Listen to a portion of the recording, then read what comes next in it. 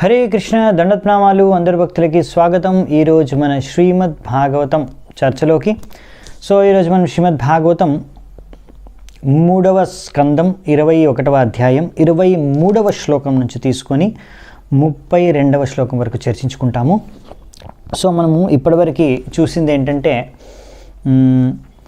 భగవంతుడు కర్దమముని యొక్క తపస్సుకు మెచ్చి ప్రత్యక్షమై దాని తర్వాత వెంటనే కర్దమముని ఆయనకు ప్రణామాలు అర్పించుకొని తన ప్రార్థనలు అర్పించుకొని గుణగానం చేసి తన ఇచ్చను కూడా వ్యక్తం చేస్తారు. దాని తర్వాత ఇప్పుడు భగవంతుడు ఆయనను ఎంతో ప్రేమపూర్వకంగా వీక్షిస్తూ చిరునవ్వుతో అమృత వచనాలు చేస్తారు. ఆ అమృత వచనాలనే ఈరోజు మనం విందామంట. వచస్సామృతేన భగవంతుడి అమృత వచనాల్ని మంగళాచరణ చేసుకొని ఓం అజ్ఞానతిమిరాంధస్య జ్ఞానాంజనాశలాకయ చక్షోరున్మిళితం యేన తస్మై శ్రీగురవే నమః. శ్రీచైతన్యమనోభీష్టం స్థాపితం యేన భూతలే స్వయం రూపః కదా మह्यं దదాతి స్వపదాంతికం. వందేహం శ్రీగురూన్ శ్రీయుతాపదకమలం శ్రీగురున్ వైష్ణవాంశ్చ శ్రీరూపం సాగ్రజాతం సహగణరఘునాథాన్వితాం తం సజీవం సాద్వైతం సావధూతం పరిజనసహితం కృష్ణచైతన్యదేవం శ్రీరాధాకృష్ణపాదాన్ సహగణలలితా శ్రీవిశాఖాన్వితాంశ్చ నమా ఓం విష్ణుపాదాయ కృష్ణప్రేష్టాయ భూతలే శ్రీమతే భక్తివేదాంత స్వామినితి నామినే. నమస్తే సారస్వతే దేవే గౌరవాణీ ప్రచారిణే నిర్విశేషః శూన్యవాది పాశ్చాత్యదేశతారిణే. నమో మహావదన్యాయ కృష్ణప్రేమప్రదాయతే కృష్ణాయ కృష్ణచైతన్య నామినే గౌరత్విషే నమః. హే కృష్ణ కరుణా సింధు దీనబంధు జగత్పతే గోపేశ గోపికా కాంత రాధాకాంత నమోస్తుతే. తప్తకాంచన గౌరాంగి రాధే వృందావనేశ్వరి వృషభానుసుతే దేవి ప్రణమామి హరిప్రియే. నీలాచలనివాసాయ నిత్యాయ పరమాత్మనే బలభద్రసుభద్రాభ్యాం జగన్నాథాయ తే నమః. వాంఛాకల్పతరుభ్యశ్చ కృపాసింధుభ్య ఏవ చ పతితానాం పావనేభ్యో వైష్ణవేభ్యో నమో నమః. జయ శ్రీ కృష్ణ చైతన్య ప్రభు నిత్యానంద శ్రీ అద్వైత గదాధర శ్రీవాసాది గౌరభక్తవృంద. హరే కృష్ణ కృష్ణ కృష్ణ హరే హరే హరే రామ రామ రామ హరే హరే. హరే కృష్ణ. 23వ శ్లోకం నుంచి చూద్దామంట. శ్రీ భగవానువాచ విదిత్వా తవ చైత్యం మే పురైవ సమయోజితత్ యదర్థం ఆత్మనియమైస్ త్వయావాహం సమర్చితః. ఇక్కడ ఏం చెప్తున్నారంటే భగవంతుడు స్వయంగా నీ మనసులో ఉన్న విషయం నాకు ముందే తెలుసు. ఆ విషయాన్ని గ్రహించి నీ కోసం అనేసి నేను ఆల్రెడీ ఒక సరైన భార్యను మీకు సరిగ్గా నీ యొక్క మనసులో కోరుకున్న విధంగా దానికి అనుగుణంగా ఒక భార్యను నేను ఆల్రెడీ సెలెక్ట్ చేసేసాను. ఎందుకంటే నువ్వు ఇన్ని రోజులు నా మనసులో ఆ కోరికతో ఎంతో కఠోరమైన తపస్సుతో నన్ను ఆరాధించి నన్ను మెప్పించావు. ఇది నేను ఎప్పుడో నీ కోసం అనేసి అరేంజ్మెంట్ చేసేసాను. భగవంతుడు పరమాత్మ రూపంలో ప్రతి ఒక్కరి హృదయంలో ఉంటారు కనుక మనం ఏమి ఆలోచిస్తున్నాం అనే విషయం భగవంతుడికి తెలుసు. అవునా? ఆయన కానీ మనం ప్రార్థన చేసుకోవాలి, మనం ప్రార్థన చేసుకుంటాము. కానీ భగవంతుడికి మనం అన్నీ తెలుసు, మనం ప్రార్థన చేసుకున్నా చేసుకోకున్నా కానీ. భగవంతుడు ఎప్పుడైనా ఒక నిజాయితీ భక్తుడిని ఎప్పుడు నిరుత్సాహపరచరు అని ప్రభుపాద వారు రాస్తున్నారు ఇక్కడ. ఆయనకి ఒక నిజాయితీ భక్తుడు ఏది అడిగితే భగవంతుడు అతనికి ఆ కోరిక తీర్చేస్తారు. అందుకని శుద్ధ భక్తులు ఏవైతే భగవంతుడిని కోరుకుంటారో భగవంతుడు వాళ్ళ కోరికలు తీర్చేస్తారనమాట. ఎందుకంటే భగవంతుడు ఎప్పుడు శుద్ధ భక్తుల్ని, నిజాయితీ భక్తుల్ని ఎప్పుడు కూడా నిరుత్సాహపరచరు. ఎందుకంటే వాళ్ళు ఎప్పుడైనా సరైన కోరికలే కోరుకుంటారు, అవునా? అందుకే వాళ్ళు నిజాయితీ భక్తులు లేకపోతే శుద్ధ భక్తులు. ఎవరైనా సరే, ఏ భక్తులైనా సరే, ఏవైనా భగవంతుని, విష్ణువుని, కృష్ణుణ్ణి కోరుకున్నారంటే ఒకవేళ అది వారి భక్తిని పతనం చేయకుండా ఉంటే, వాళ్ళ భక్తి మార్గానికి అనుకూలంగా ఉంటే తప్పకుండా భగవంతుడు వారి కోరికలను తీరుస్తాడు అనే విషయాన్ని ఇక్కడ చెప్తున్నారనమాట. అదే ఇక్కడ భగవంతుడు స్వయంగా ఆయన కూడా చెప్తాడు. ఏమని? నవై జాతుమృషైవ స్యాత్ ప్రజాధ్యక్షమదర్హనం భవద్విదేషు అతితరాం మయి సంగ్రభీతాత్మనాం. నా ప్రియమైన ఋషి, అన్ని జీవాత్మలకు నువ్వు కూడా ఒక అధిపతివి.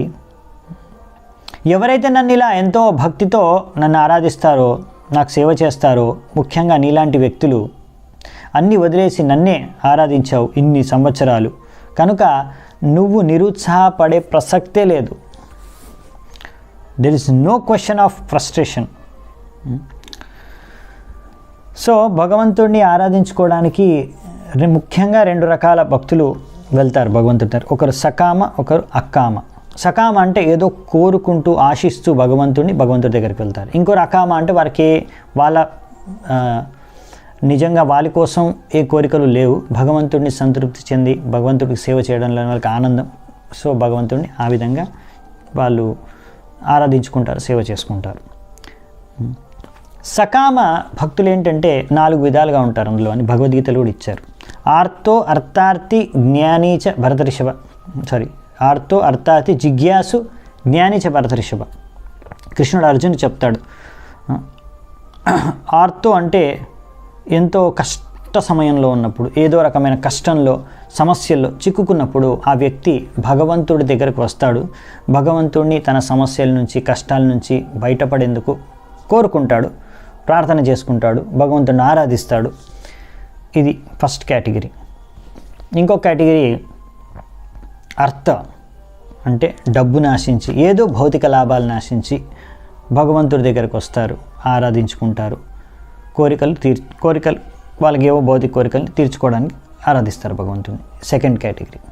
జిజ్ఞాసు అంటే అసలు ఏదో కొత్త విషయాలు భగవంతుడి గురించి, ఇలా ఎన్నో శాస్త్రాల గురించి కానీ ఏవైనా, జిజ్ఞాసు అంటే ఒక ఉత్సుకత అనమాట. కొత్త విషయం తెలుసుకోవాలనే ఉత్సుకత వచ్చి భగవంతుడిని ఆరాధించుకుంటారు, కోరుకుంటారు, ప్రార్థన చేసుకుంటారు. ఇంకొకటి జ్ఞాని అంటే వాళ్ళు ఎంతో భగవంతుడి గురించి జ్ఞానం పెంపొందించుకోవడానికి, అర్థం చేసుకోవడానికి వాళ్ళ బుద్ధితో, తెలివితేటలతో పరిశోధించి అలా భగవంతుడిని అర్థం చేసుకోవడానికి వస్తారు భగవంతుడి దగ్గరికి. సో ఈ విధంగా 4 రకాల వ్యక్తులు 4 రకాల కోరికలతో, ఇచ్చలతో వస్తారు, భగవంతుడిని ఆరాధించుకుంటారు. సో వాళ్ళందరినీ కూడా భగవంతుడు ఎప్పుడు నిరుత్సాహపరచరు. వారు దేనికోసం వేస్తున్నారు, భగవంతుడు వారి కోరికలను నెరవేరుస్తారు అన్నమాట. సో అందుకనే ఇక్కడ భగవంతుడు అంటున్నారు, నువ్వు నిరుత్సాహపడే ప్రసక్తే లేదు, ప్రశ్నే లేదు. ఎందుకంటే నువ్వెంతో ఆదరపూర్వకంగా, ప్రేమపూర్వకంగా, ఎంతో భక్తి శ్రద్ధతో నన్ను ఇన్ని రోజులు ఆరాధించుకున్నావు. ప్రజాపతి సుత సమ్రాన్ మనుర్విఖ్యాత మంగళ బ్రహ్మావర్తం యో దివసన్ శాస్తి సప్తార్ణవాం మహీం. ఎవరు? సమ్రాన్ అంటే సమ్రాట్ మను ఎవరైనా ప్రజాపతి సుత, ప్రజాపతి బ్రహ్మ యొక్క సుతుడు, బ్రహ్మదేవుడి యొక్క పుత్రుడైన స్వయంభూమను. విఖ్యాత మంగళ, ఆయన ఎంతో విఖ్యాత చెందినవాడు. దేనికోసం, ఎందుకు అంత ఖ్యాతి ఆయనకంటే? మంగళ కార్యాలు చేస్తాడు, ధార్మిక కార్యాలు, ధర్మాన్ని, మంగళని పెంపొందించే కార్యాలు ఎన్నో చేయడానికి ఆయన ప్రసిద్ధుడు. అంతేకాదు బ్రహ్మావర్తం యో దివిసన్, బ్రహ్మావర్తంలో ఉంటాడు. అక్కడి నుంచి శాస్తి సప్తార్ణవం మహీం అంటే 7 సముద్రాలతో ఉన్న ఈ పృథివిని శాసిస్తాడు, పరిపాలిస్తున్నాడు. ఆ సమ్రాట్ మను ఎవరైతే ఇక్కడ పరిపాలిస్తున్నారో ఆయన నీ దగ్గరకు వస్తాడు. ఇప్పుడు ఆయన గురించి చెప్పారు, మనువు గురించి. నెక్స్ట్ శ్లోకంలో నీ దగ్గరకు వస్తారని చెప్తారు. సో ఇక్కడ మను గురించి ఇంట్రడ్యూస్ చేస్తున్నారు భగవంతుడు స్వయంగా. సో స్వయంభూ మను గురించి చెప్తున్నారు ఇక్కడ. సో స్వయంభూ మను ఆయన అక్కడ చెప్పినట్టు విధంగా బ్రహ్మావర్త అనే మరి ప్లేస్ ఎక్కడుంది అంటే కొంతమంది అంటారు బ్రహ్మలోకంలో ఉందని, కొంతమంది అంటారు ఇక్కడే ఉంది మన భారతదేశంలోనే అని.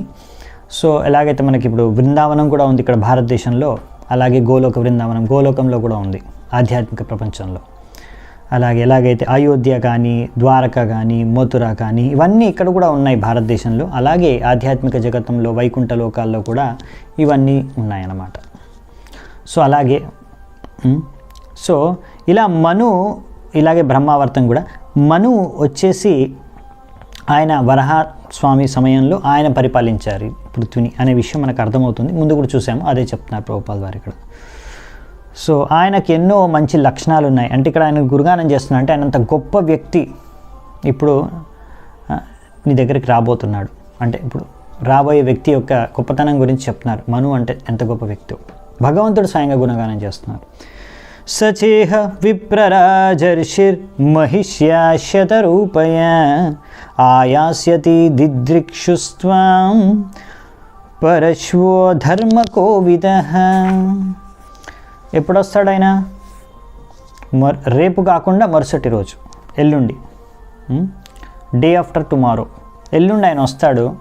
ఓ బ్రాహ్మణ, ఆ గొప్ప సామ్రాట్ చక్రవర్తి తన రాణి ఆయన శతరూపతో సహా నిన్ను చూడ్డానికి నీ యొక్క కుటీరానికి వస్తాడు. ఎందుకు? ఆత్మజామసితాపాంగీం వయశీల గుణాన్వితాం మృగయంతీం పతిం దాస్యత్యనురూపాయ తే ప్రభో. హే ప్రభు, భగవంతుడు అంటున్నారు ఇక్కడ కర్దమునికి, హే ప్రభు, ఆయనకి ఒక కూతురుంది, పుత్రి. ఆమెకి ఇప్పుడు వివాహం చేసుకునే వయస్సుకి ఆమె వచ్చింది. సో ఆమె ఒక గుణవతి శీలవతి, వయశీల గుణాన్విత. సో ఆమె గుణవతి శీలవతి, అన్ని మంచి గుణాలు ఉన్నాయి, మంచి క్యారెక్టర్ ఉంది. సో ఆమె కోసం ఒక మంచి భర్తను వెతుకుతున్నారు.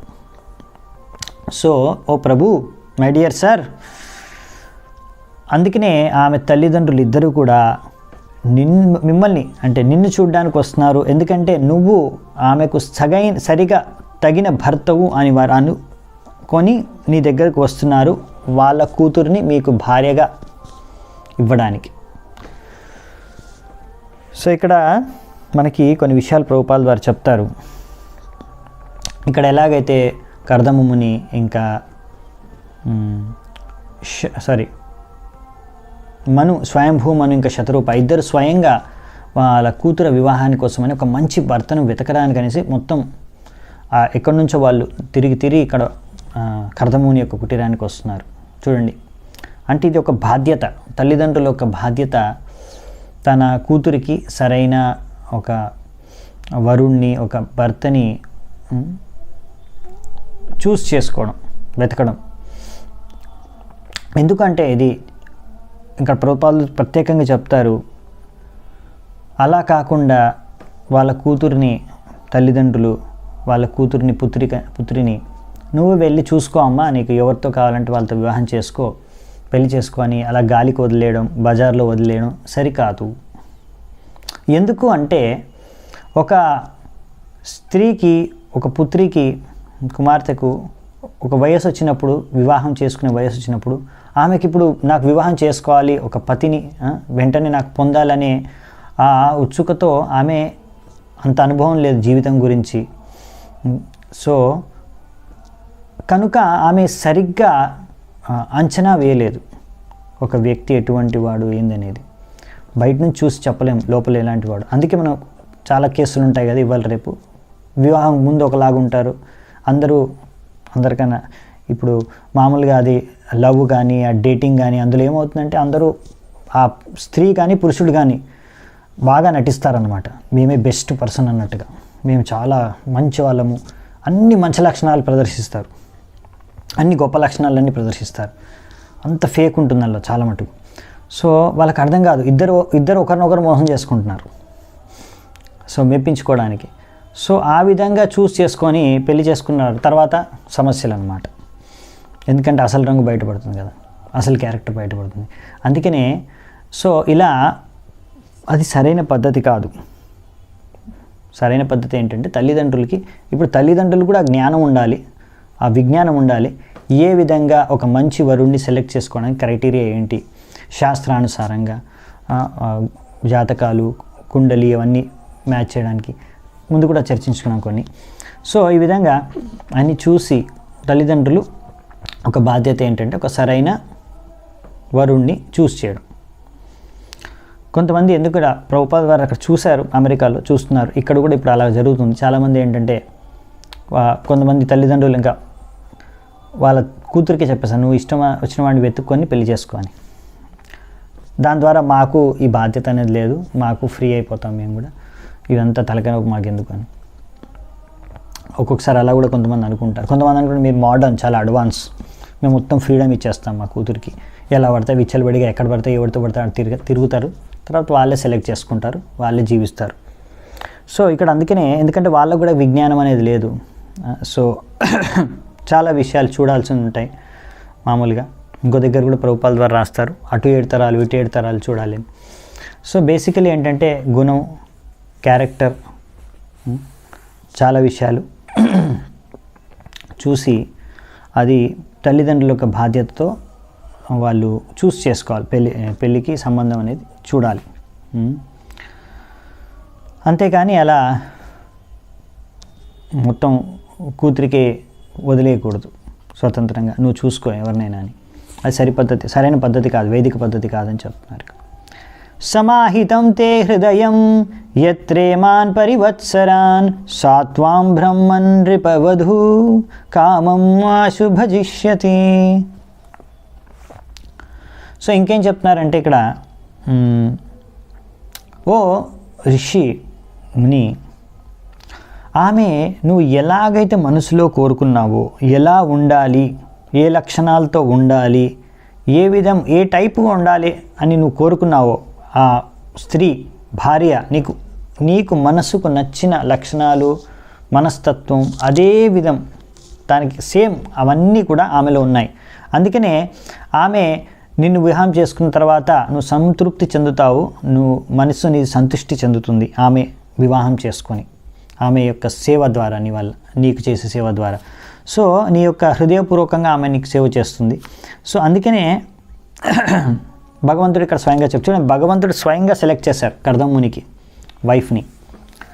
సో ఇలా అంటే మంచి భార్య దొరకడం కూడా భగవంతుడి, దానికి కూడా కృప కావాలి. ఇక్కడ కర్దమునికి ఆ భగవంతుడి కృప లభించింది చాలా డైరెక్ట్గా. ఆయన సెలెక్ట్ చేసుకోవడమే కాకుండా ఆయన సెలెక్ట్ చేసి అరేంజ్మెంట్ కూడా చేశారు. ఇప్పుడు నెక్స్ట్ చెప్తారు, అది చెప్పేశారు కదా ఆల్రెడీ, డే ఆఫ్టర్ టుమారో, రేపు కాకుండా ఎల్లుండి వచ్చేస్తారు.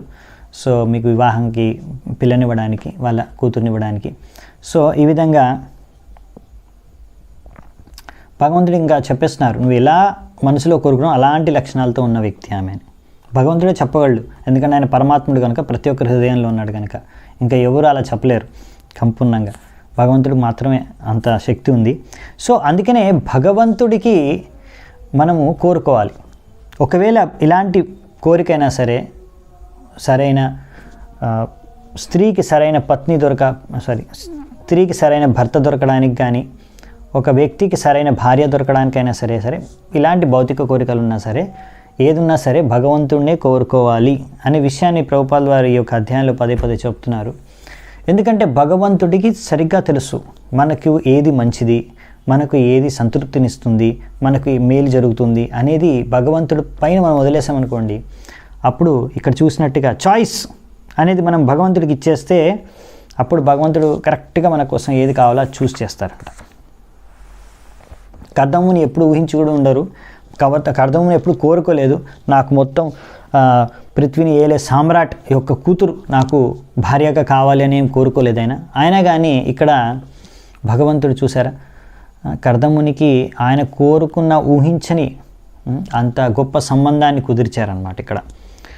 సో అందుకనే మనం ఒకవేళ భగవంతుడి యొక్క కృప, భగవంతుడి యొక్క చాయిస్, ఆయన యొక్క చాయిస్ పైన మనం అయి ఉండామనుకోండి, ఆయన కృప ఆయన అని మనం ప్రార్థించుకొని భగవంతుడి పైన వదిలేస్తే అప్పుడు భగవంతుడు మనకి ఇంకా బాగా మనం ఊహించే కన్నా దానికన్నా కూడా ఎంతో బాగా ఎక్కువగా మనకి అందిస్తారనమాట.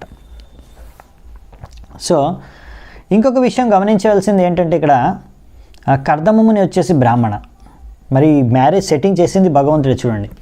కర్దమముని వచ్చేసి బ్రాహ్మణ, ఈ సామ్రాట్ శవంభూమను అంటే ఆయన క్షత్రియ, స్వామి రాజు రాణి యొక్క పుత్రి. సో ఇప్పుడు అక్కడ ఆమె క్షత్రియ, ఈయన బ్రాహ్మణుడు, వాళ్ళిద్దరికి వివాహం భగవంతుడు సెట్ చేశాడు. ఒక విధంగా చెప్పాలంటే ఇంటర్ క్యాస్ట్ మ్యారేజ్ అంటే ఇటువంటి ఇంటర్ క్యాస్ట్ మ్యారేజ్ ముందు కూడా జరిగేవి, ఇప్పుడు ఏదో కొత్త కాదు. ఇంకోటి ఏంటంటే, ఎందుకంటే కొంతమంది అనుకుంటారు ఇది కొత్త ఇన్వెన్షను, ఇది వైదిక సంస్కృతిగా మన వేదిక శాస్త్రానికి అనుగుణంగా లేదు, ఈ శాస్త్ర విరుద్ధమని. కానీ అలా ఏం కాదు, ఎన్నో ఇలాంటి సందర్భాలు ఉన్నాయి. ఇంటర్ క్యాస్ట్ మ్యారేజ్లు మనం పురాణాల్లో శాస్త్రాల్లో చదువుకుంటాం, ఇందులో ఒకటి చెప్తున్నారు. సో ఇందులో ఒకటి ఇది. సో ఆ విధంగా జనరల్లీ ఏంటంటే మామూలుగా జరిగేది ఏంటంటే ఇలా బ్రాహ్మణుడు ఒక క్షత్రియ స్త్రీని వివాహం చేసుకోవచ్చు సాధారణంగా, ఇది మామూలుగా అనుమతి ఉంది దీనికి. కానీ మామూలుగా క్షత్రియుడు బ్రాహ్మణ కుమార్తెను వివాహం చేసుకోకూడదు మామూలు సందర్భాల్లో. కానీ కొన్ని విశేష సందర్భాల్లో అక్కడ కూడా బ్రాహ్మణుడి యొక్క అనుమతి ద్వారా జరగవచ్చు. ఎలాగైతే మహారాజు యయాతికి శుక్రాచార్యుడు తన కుమార్తెను ఇచ్చాడనమాట వివాహం చేసుకోవడానికి. సో ఆయన గురువు బ్రాహ్మణుడు, సో ఆయన యొక్క ఆదేశం ఆజ్ఞ కోరిక మేరకు ఆయన యయాతి కూడా ఆ వివాహానికి అంగీకరించాడు, శుక్రాచార్య యొక్క కూతురుని వివాహం చేసుకున్నాడు. సో అంటే ఈ విధంగా ముఖ్యంగా ఏంటంటే ఇంటర్ క్యాస్ట్ మ్యారేజ్ అనేది ముందు కూడా ఉండేది, అదేదో కొత్తది కాదు. కాకపోతే దానికి కూడా విధి విధానం ఉంది, దాని ప్రకారం జరిగేవి ముందు వేదిక సంస్కృతిలో సభ్యతలో ఇది కూడా ఉంది ఒక భాగంగా. ఆత్మభృతం వీర్యం నవధ ప్రసవిష్యతి వీర్యే త్వదీయే ఋషయ ఆధస్యంత్యంచ సాత్మనః. ఇంకేం చెప్తున్నారంటే, నువ్వు ఆమెను వివాహం చేసుకున్న తర్వాత ఆమె ద్వారా నువ్వు ఆమె గర్భం నుంచి 9 పుత్రులు, 9 కుమార్తెలు నీకు జన్మిస్తారు. ఆ 9 కుమార్తెలు కూడా వేరువేరు ఋషిమునులను వివాహం చేసుకొని వారి ద్వారా ఎంతోమంది సంతానం ద్వారా ఈ ప్రజల సంతానం అనేది పెరుగుతూ ఉంటుంది. ఎందుకంటే ఇప్పుడు కర్దముని ప్రజాపతి కదా, సో ఆయన మాధ్యంగా సంతానం ప్రజలు ఉత్పన్నం అవ్వాలి. సో అలా ఎలా అవుతుంది ఫ్యూచర్లో కూడా అనే విషయాన్ని కూడా భగవంతుడు ఇక్కడ చెప్పేశాడు. సో ఇంకేం చెప్తున్నారు, ఇంకొక విషయం కూడా చెప్తారు. త్వం చ సమ్యగ్ అనుష్ఠాయ నిదేశం ఉషత్తమః మయి తీర్థీకృతాశేష క్రియార్థో మాము ప్రపత్సయే.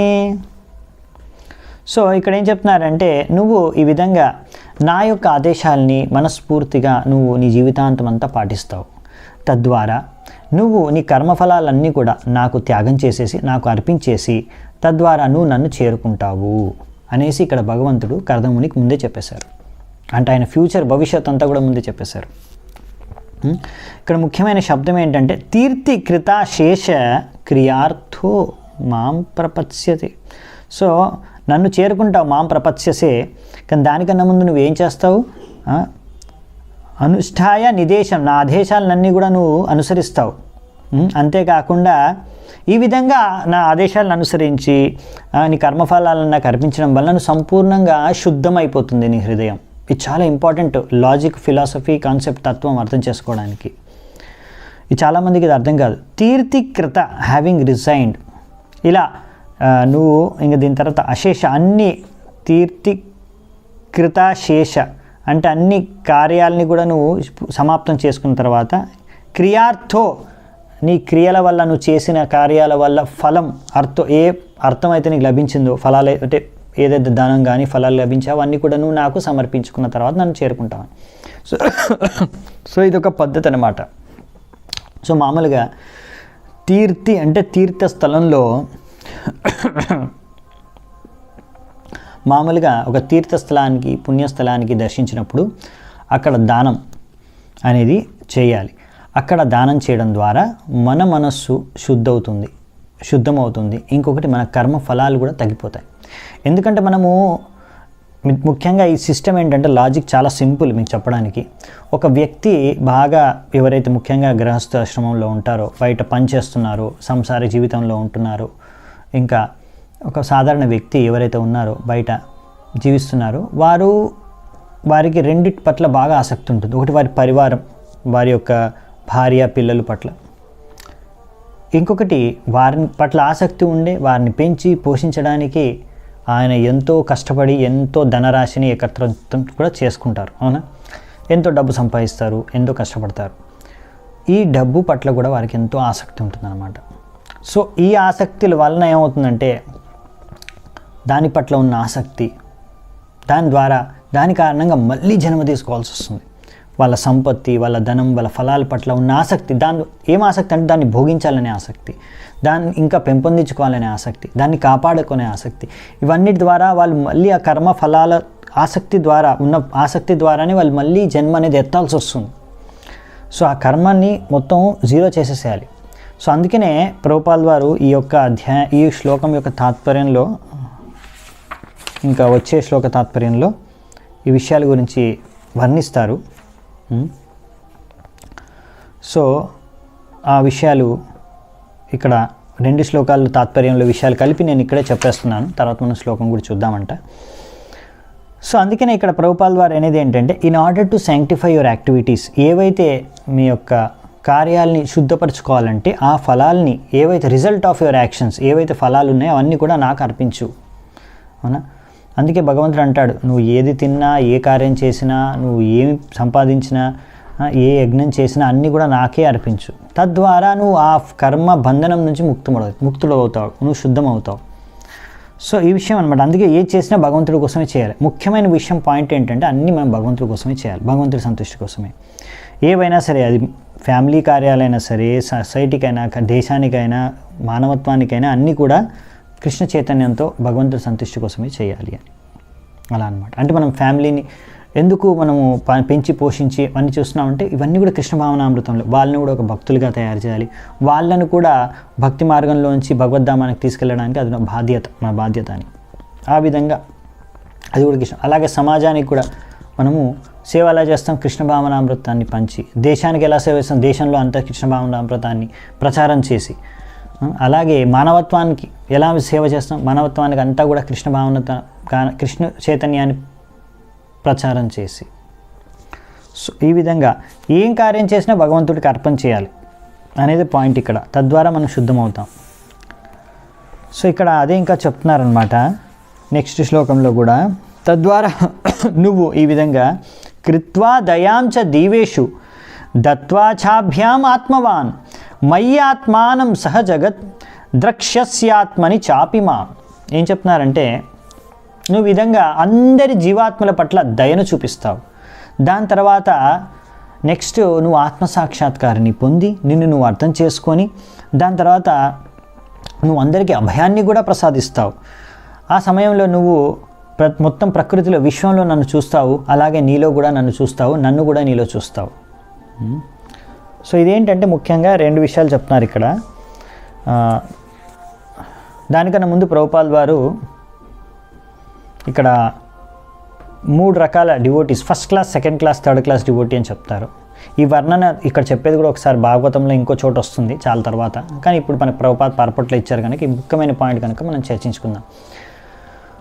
కొంతమంది భక్తులు ఉంటారు, వాళ్ళు మందిరానికి వెళ్తారు. మందిరానికి వెళ్ళి అక్కడ భగవంతుడిని బాగా భక్తితో ఆరాధించుకుంటారు, ప్రార్థన చేసుకుంటారు, దర్శించుకుంటారు, అంత బాగానే ఉంటుంది అక్కడి వరకు. కానీ అక్కడ ఉన్న భక్తులతో సాంగత్యం చేయరు. అక్కడ భక్తుల నుంచి వాళ్ళు ఏమీ వినరు, ఆ భక్తుల్ని గౌరవించరు, ఆ భక్తుల్ని లెక్కే చేయరు, ఆ భక్తులతో సంబంధమే లేదు వాళ్ళకి. ఇంకా బయట వాళ్ళపైన కూడా ఏమి దయ చూపించడం కానీ వాళ్ళ పట్ల కూడా అనుకూలంగా వ్యవహరించడం అనేది ఉండదు. వాళ్ళకేంటంటే నేను భక్తుణ్ణి. ఒక్కొక్కసారి అలాంటి వారు భావనతో ఉన్నవారు చూస్తారు మీరు మందిరాల్లో. అందరినీ తోసేసి కూడా ముందుకు వెళ్ళేసి అలా జరిపేసి తోసేసి పడేసి పట్టించుకోరనమాట. అంటే వేరే వాళ్ళు ఎవరికి భక్తి లేదు, ఎవరికి ఇంకా భగవంతుడి దర్శనం చేసుకోవాలని ఇంట్రెస్ట్ లేదు, ఈయనకు ఒక్కడికే ఉందన్నమాట.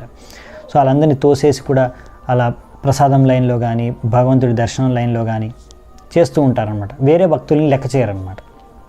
లేకపోతే అలా దౌర్జన్యంగా కూడా చేస్తూ ఉంటారు ఒక్కొక్కసారి. ఎందుకంటే నాకు భగవంతుడు దర్శనం చేసుకోవాలి, నాకు భగవంతుడు ప్రసాదం కావాలి, నాకు చాలా భక్తి ఉంది, ఆ విధంగా ప్రదర్శిస్తూ ఉంటారు అనమాట.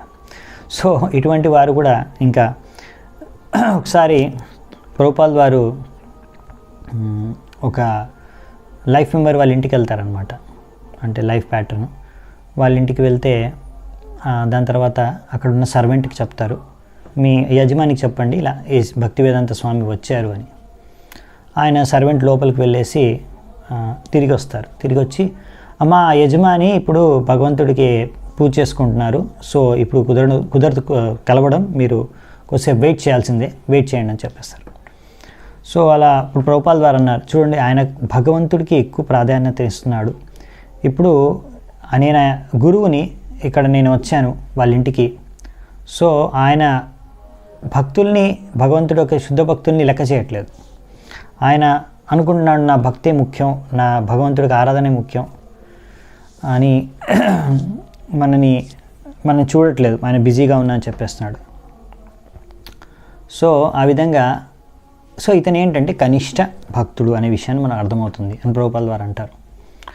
సో మెయిన్లీ ఏంటంటే వాళ్ళు భగవంతుడికి ఎక్కువ ప్రాధాన్యత ఇస్తారు, భక్తులకు ప్రాధాన్యత ఇవ్వరు. కానీ భగవంతుడు స్వయంగా చెప్తాడు, నాకన్నా నా భక్తుల్ని ఆరాధించారనుకోండి నేను ఇంకా ఎక్కువ సంతృష్టి చెందుతాననేసి.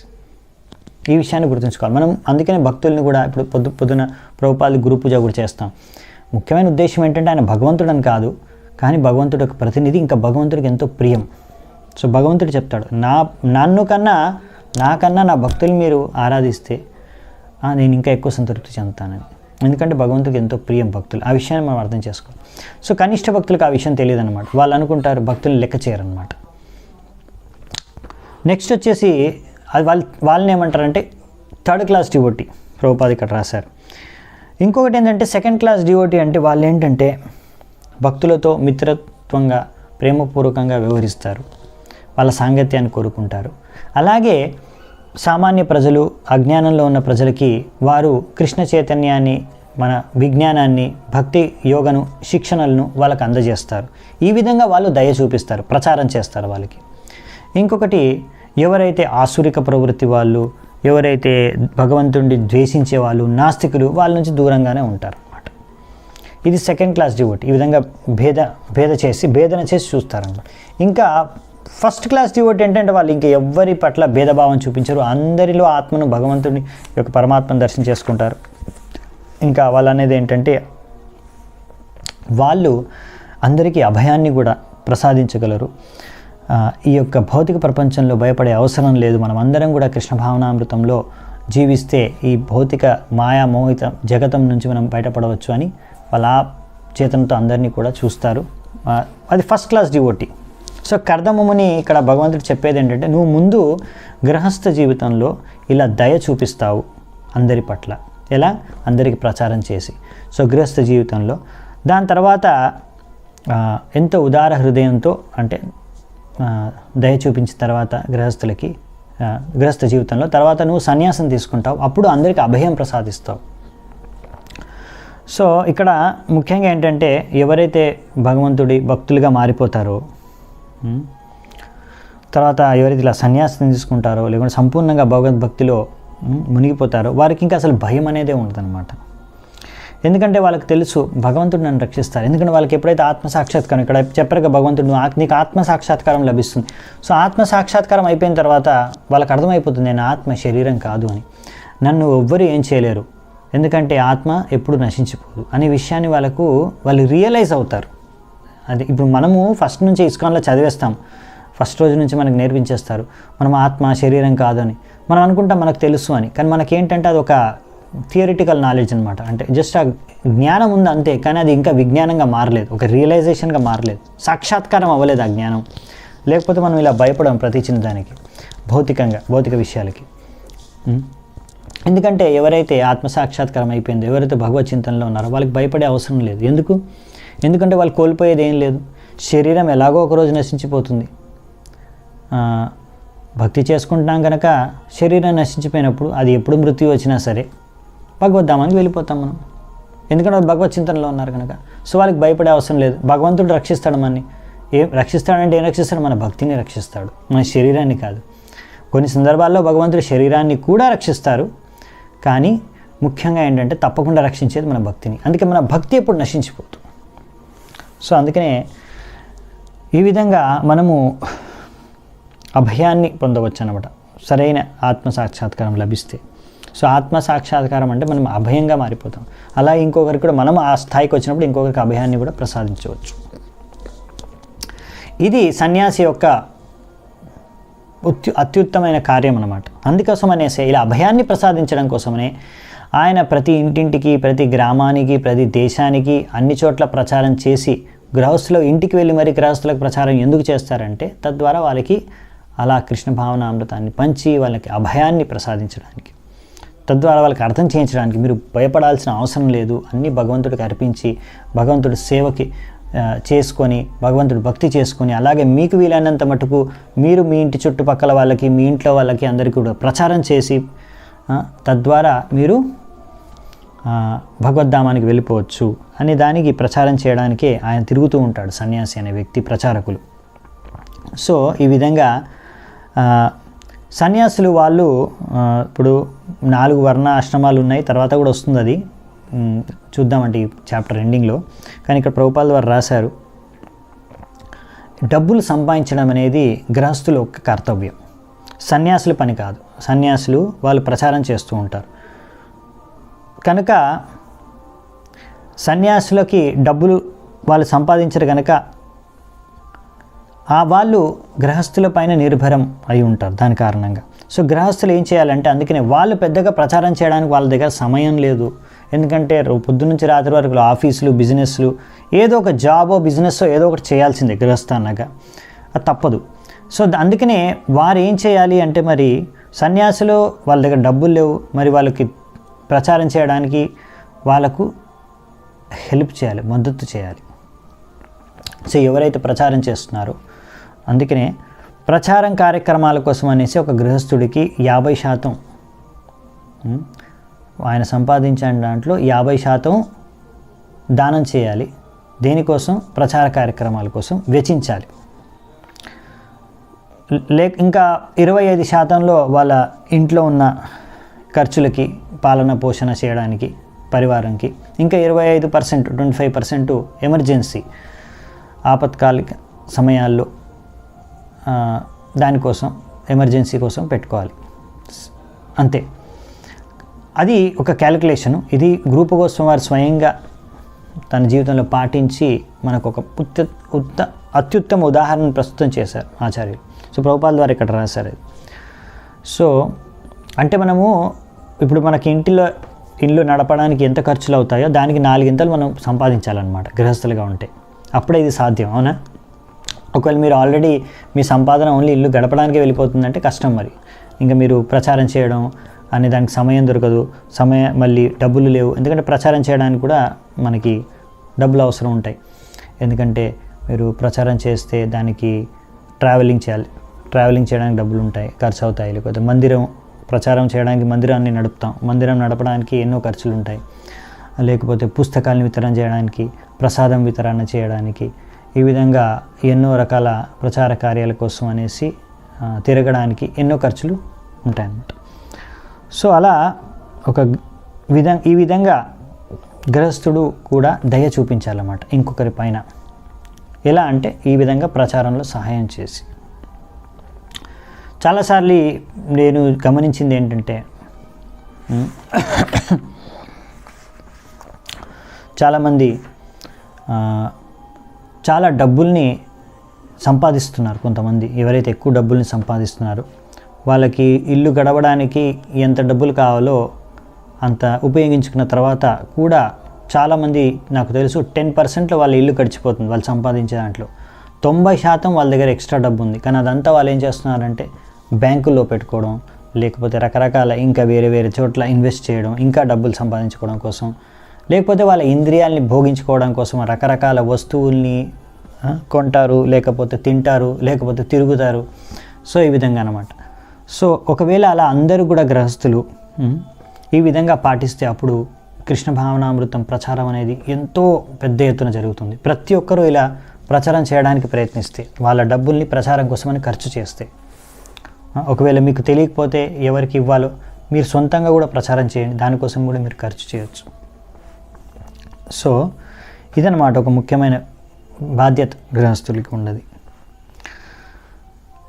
సాహం స్వాంశకలయ త్వద్వీర్యేణ మహామునే తవ క్షేత్రే దేవహుత్యాం ప్రణేష్యే తత్వ సంహితం.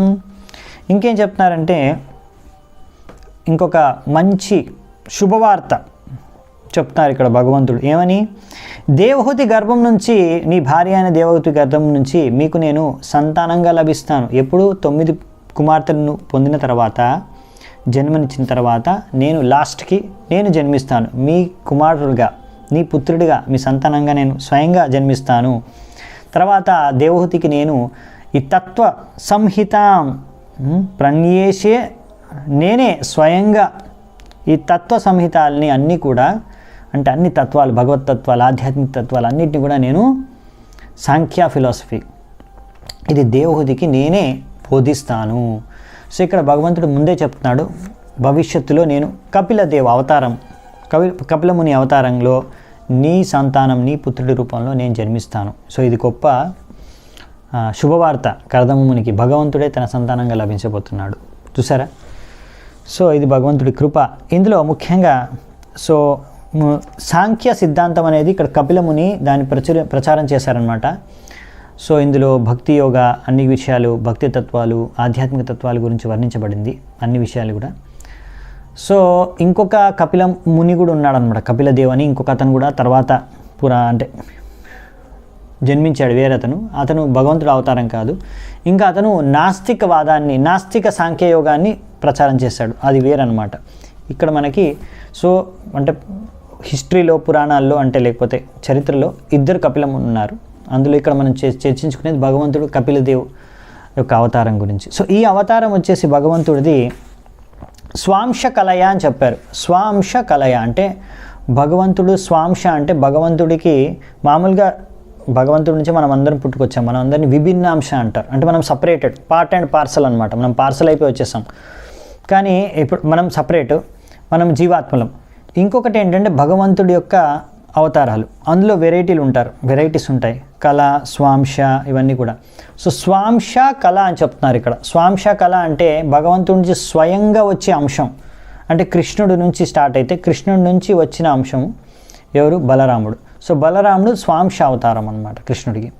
అలాగే బలరాముడి నుంచి సంకర్షణుడు వస్తే, సంకర్షణుడు వచ్చేసి ఇప్పుడు స్వాంశ యొక్క అవతారం కాబట్టి ఆయన స్వాంశ యొక్క కళ, అలా స్వాంశ యొక్క అవతారాన్ని కళ అంటారు. సో ఇక్కడ అలా స్వాంశ యొక్క అవతారంగా ఇక్కడ కపిలమునిగా నేను వస్తాను అనేసి ఇక్కడ భగవంతుడు స్వయంగా కర్దమునికి ఆశ్వాసన ఇస్తున్నారు అనమాట. ఎన్ని అవతారాలు ఉన్నా అలా స్వాంశ కళ అవతారాలు ఇవన్నీ కూడా బ్రహ్మ సంహితలో చెప్పారు మనకి. ఏమని? దీపార్చిరేవహి దశాంతరమభ్యుపేత్య దీపాయిత వివత సమానుధర్మ. సో అన్నిటికీ ఒకే ధర్మం.